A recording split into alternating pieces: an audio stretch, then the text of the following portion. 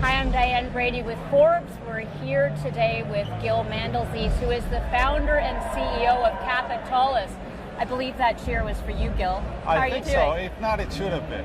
So tell us what Capitolis does. So Capitolis operates within the world of wholesale banking, capital markets. This is kind of the institutional part of the finance industry. We're working to make the system much safer for everyone. We're working very closely with the banks and with institutional investors to make sure that there is more capital available in the system, while the services that are very important, like clearing and prime brokerage, are going to be available to all. So if I would just say, on the back of the financial crisis, the good news is banks are safer. The bad news is services that only they can provide are less available as a result of that. We're bringing the capacity. So you create a platform to bring those two together. Exactly. So who are you disrupting? Well, I don't think we're disrupting. I know you're hit unicorn status, so you're obviously doing well in your disruption path. And we're doing well. What we're doing is working actually with the entire community to be able to connect people. So we're not disrupting. If we're disrupting anyone, it's people who thought that they can replace banks. I'm not sure that it's true in the retail world, but certainly in the wholesale banking world, we don't want that. These banks are heavily regulated. They have systems that were built over, decades, billions of dollars. We want to make this accessible to everyone. So what we're doing is we're connecting the two sides of the market for the benefit of everyone. So let's talk about some moments in time where that would be very useful. So Russia, for example, all Definitely. These companies have tried to reduce the risk. What have you done when the ruble was imploding or people were just getting nervous? So what happened was Russia invades Ukraine in this despicable act, let's just name it. And the banks had meaningful exposure to Russia. And by the way, this is a problem potentially for all of us. Banks approached us because we're serving the community. They wanted to find opportunities to offset positions in between them. We've done that immediately. To whom did they offset? Where did that go? They have trades. So they're looking for opportunity to just find when somebody is long and the other one is short. Can we get together through the Capitolis platform and basically cancel this trade and reduce meaningfully the need to settle? How much did you reduce the risk? Do you know? Hundreds of millions of dollars. Okay. Actually, by now it's probably billions of dollars. Now we're doing it twice a month. And so within 3 days, we've done the first run because we're working with everybody, we're trusted by everybody, and we have this community around us. So this is, again, came from zero to something meaningful. And by the way, we gave 50% of the revenues from that to Ukrainian-related causes, and we continue to give into this cause and others. So we definitely did want to. You must have a really interesting frontline insight into the trends of where the money is moving. What is there anything happening right now with regard to shifts in sentiment around Russia that you're seeing, or other parts of the world where you're starting to see more desire to offload risk? Well, we're definitely seeing Russia definitely has highlighted how quickly things can shift from one place to another. So I would say in anywhere that's sort of in the emerging market world, we're now seeing more demand for risk management sort of in advance, or to prepare the pipes and the platform. We're looking at now Turkey and reducing settlement for Turkey, the same thing for China related. So emerging markets, risk management on the back of that has become And that's you proactively going there, or are you seeing surging demand for your services in places like Turkey and China? It's both. I mean, a lot of what we're doing is demand driven. We're looking at sort of people know that we're there, we're doing what we're doing, and thankfully a lot of the ideas come actually from our clients. It's funny always to me when we're defined as visionaries, most of our ideas actually come from clients. They see what we're doing and they come up with the next one. So we're getting a lot of incoming calls that we're just then integrating and bring the community together. How would you describe the economic landscape right now? Because again, if we're talking canaries in the coal mine, banks are first movers and seeing risk and dealing with it. Yeah, listen, we all see I'm not a macroeconomist, but it's very clear. We're seeing what's happening in the financial markets. We're seeing inflation rises. We, from our perspective, when we see it across the industry, are definitely preparing for a overall slowdown in the economy. You look at the banking world, there are some places that are thriving because there's more foreign exchange interest rates trading. There are other places that are suffering. But overall, we are preparing for a slowdown in the economy. And that's how we're preparing our projections. We see what's happening in the private equity and venture capital world. But we also know that a crisis and a slowdown has a beginning, a middle, and an end. And the secular trends... Where are we? We're at the beginning of the end, the end of the beginning? No, I think we're at the end of the beginning. Okay. We're definitely preparing for a pretty long winter. From our perspective, we don't expect anything spectacular for 2023 in terms of the overall market environment.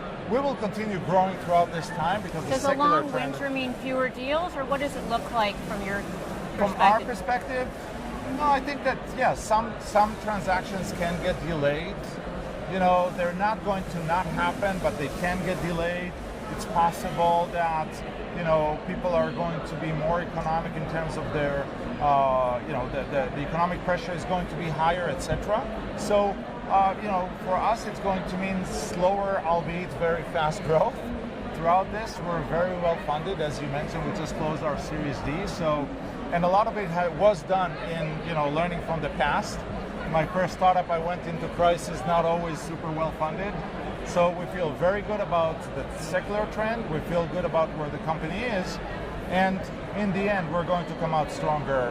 What about fintech in general? We've seen so much disruption in that space and a lot of pain. I mean, any thoughts as to your point, the banking industry isn't going away, it's additive. What do you think's been overhyped or underappreciated? Well, I think several things. First of all, the whole notion of fintech as replacing banks, democratizing away from the banks and the regulatory environment, we think is a very dangerous thing.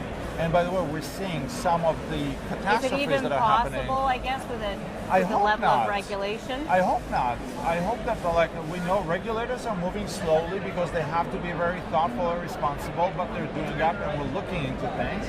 And we hope, regulations are there to protect us, all of us, and the whole notion of, we're going to move away from the banking environment and all of these startups are going to completely disrupt this world is something that I think was way overhyped. Right. It doesn't work, thankfully, and we're going to go back to normal. I mean, you're not, I'm at least old enough to have experienced the beginning of the internet and the internet bubble. Oh no, I'm old enough for that too. And everyone was saying at the time, there's, now that there is the internet, there's going to be no banks. I can tell you, my first company I started, thankfully, we took the other philosophy, and we worked with the banks to improve and to modernize the system, and that worked well.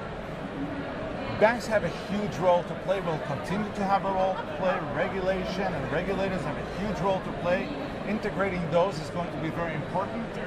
And that part is, I think now we're going to see a maturity and improvement in the system. So the missing overall. links, the connective tissue to sort of the new world, essentially, Definitely, for banks, exactly. Which is what you're If you remember back then, people were talking about new economy and old economy. There's an economy, and the economy evolves, and bringing those together is where I think we're going to land. I want to pivot a sec, because when you mentioned Russia's invasion of Ukraine, you said despicable, and you've been out there quite a bit, whether it's Roe v. Wade, basically you're Gun not control. afraid to speak your mind. Why is that?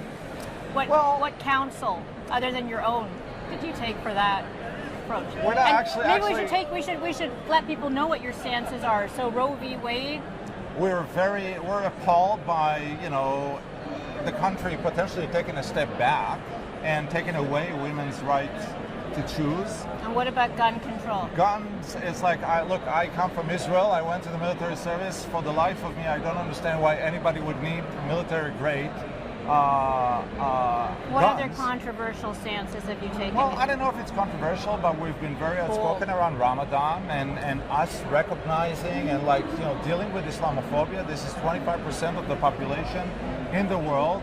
The not being well treated, certainly not in America or elsewhere. We take a stance around that. And we're very, I don't know if it's controversial or not, but we're very big on sustainability. You come to our office, you wash your hands with vegan soap, and people will use bamboo toilet paper, and it works. Why is that? Why is that important to you because you know when people will notice, certainly your employees will notice when you take a stance on something. They do, and I think that being purpose-driven, like, first of all, we strongly believe that what we do is really important. We've seen how important the financial system is to all of us. We've seen that. Unfortunately, we understand that only during the financial crisis.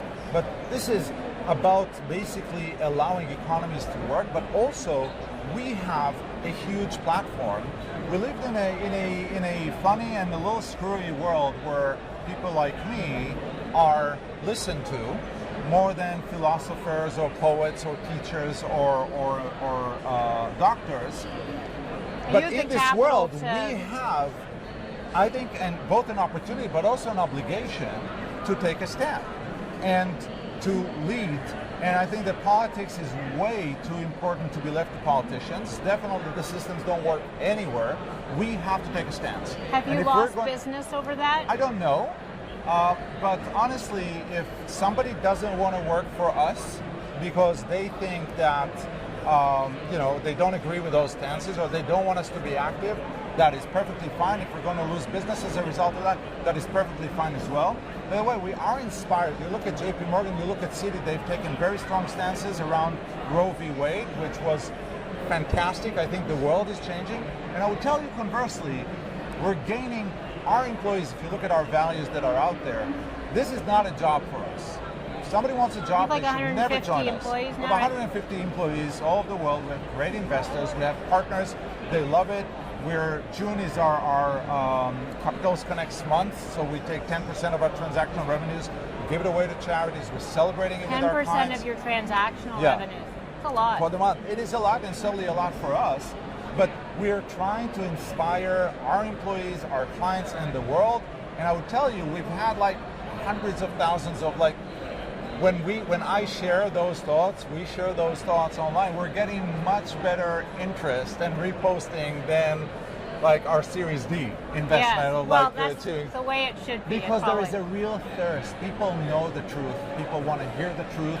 And we have an obligation and an incredible opportunity to truly change the world and make it much better through what we're doing. So yes, we're in finance, but we're also parents and we're members of our communities and we're husbands or we're boyfriend, whatever it is. We're a lot of things and we want to affect meaningfully our communities. Well, help us see around, help us see around the corner a bit because it's such a nerve-wracking time for people right now. And what are you seeing in terms of whether it's your clients, where the direction of where capital is moving?